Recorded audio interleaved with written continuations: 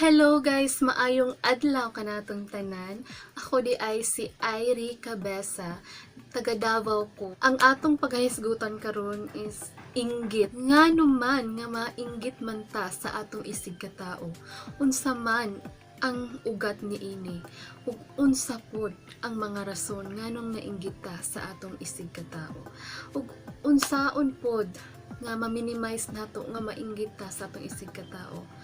Unsaon man nga malikayan nato nga dili ta mainggit sa ila kasagaran jud no nga ugat no nganong mainggit ta sa tong isig ka tao perminti nato kinasulti sa tong kaugalingon nganong naa man siya ing ani ako wala nganong gwapa siya tapos ako dili kaayo gwapa ug nganong na buhat niya ni naging successful siya nganong ako wala so mao na ang ugat mabutang sa tong hunahuna nga mainggit ta sa iyaha hangtod nga maglagot na ta sa iyaha ug dili ta happy sa iyahang mga na-achieve dili ta happy sa mga na-achieve atong tao nga atong ibugan ginakainggitan so mao na nga magbaton tag insecurity sa atong kaugalingon pagtuon nato no normal lang na nga feeling pero wala nato nabantayan nga naglagot ta di na nga tao tapos stress na kaayo ta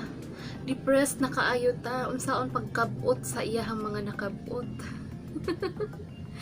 so mo na no unsa may tambal ana unsay tambal nga mawala ang atong pagka-insecure sa atong kaugalingon unsa may tambal nga mawala ang atong pagka-inggitera ako guys magpakatotoo nako inggitera pod ko as in inggitera ko halos kita man jud tanan no mga tao inggitera gyud tinuod jud na real talk gyud na mao gyud nay kamatuoran halos kita tanan ang mga rason guys ngano man nga nainggita mao kini una is napagkaitan murag wala tunggagmay pata wala na hatag sa ato ang atong mga gusto wala nahatag sa itong mga ginikanan syempre pobre diba pobrita tapos masigani mga needs nato wala nahatag sa atoa muna nga maibog ta sa uban maibog ta sa atong mga classmates maibog ta sa atong mga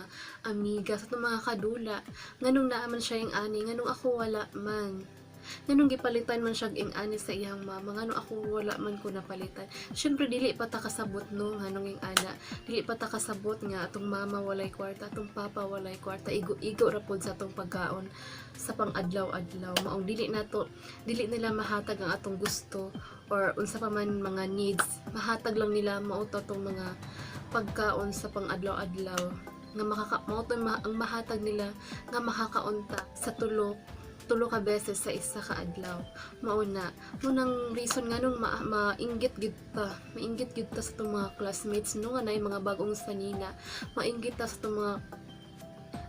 sa itong mga kadula nga daghag bagong dulaan mainggit pud ta nga nung gwapa siya di ba so hantod nga magdako ta mamadala nato ang ikaduha di ay guys is di ba ang una wala ta ana murag na pagkaitan ta ba tungod pud sa ato ang kapobrehon ang ikaduha is hilig tag kumpara ginakumpara nato atong sarili sa ilaha ginakumpara nato nga nganong daghan siya ging ana syempre kay medyo arang-arangan ilahang kinabuhi kita tama-tama lang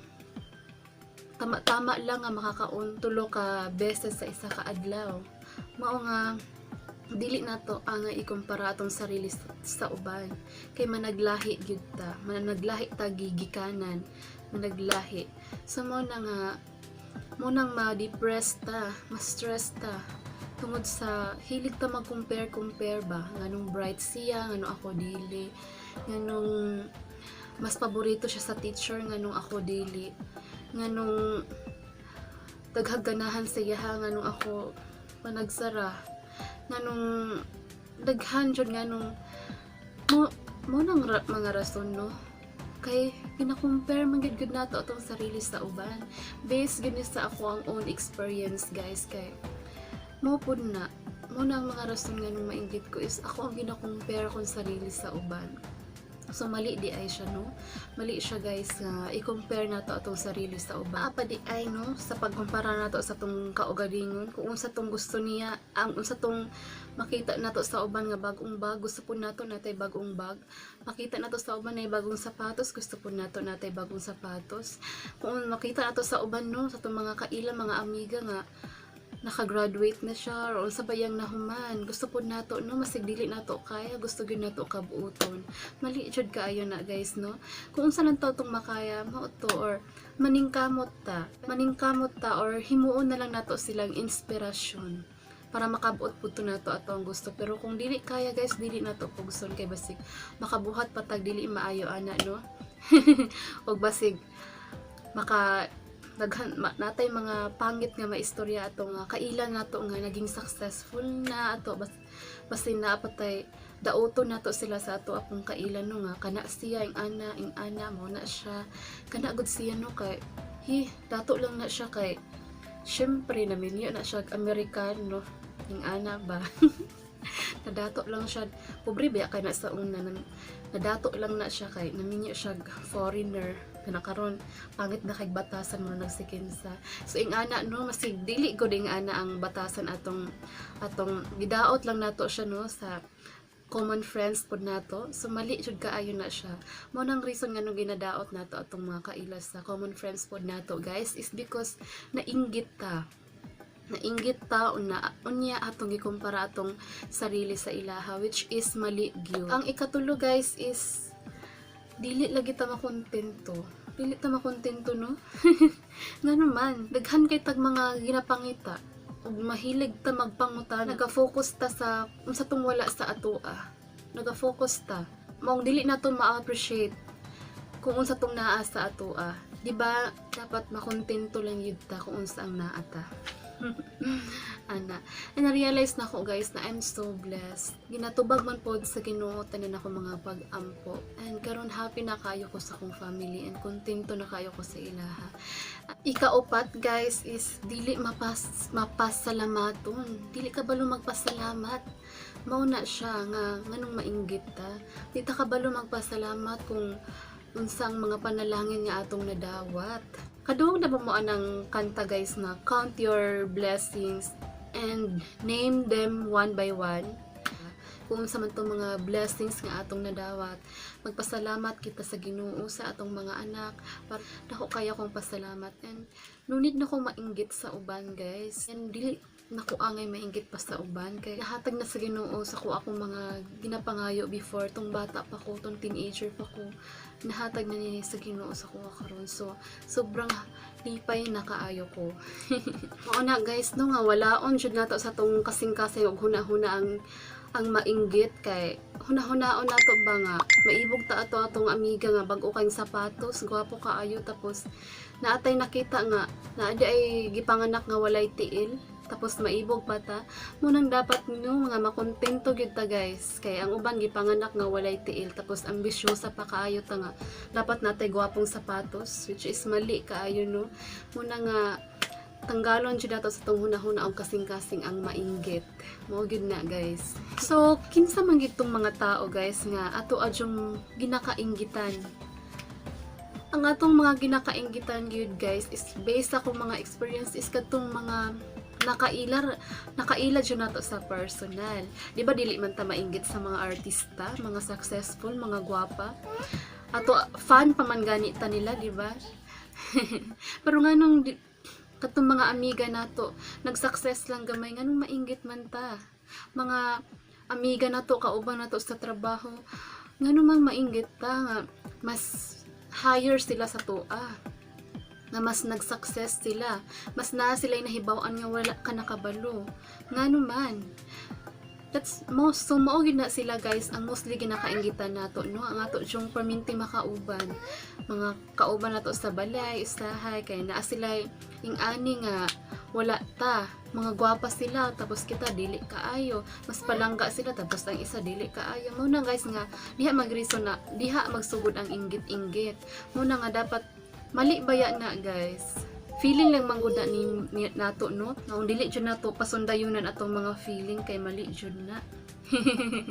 Sa una na ana jud day ng mga inggit-inggit guys sa Bible, since di ba si Abel ug si Cain sa mga anak ni Adan ug ni Eva, which is nainggit si Cain kay Abel, tapos gipatay ni Cain si Abel kay gisugo siya ni Satanas. Maghatag day ko og verse guys no.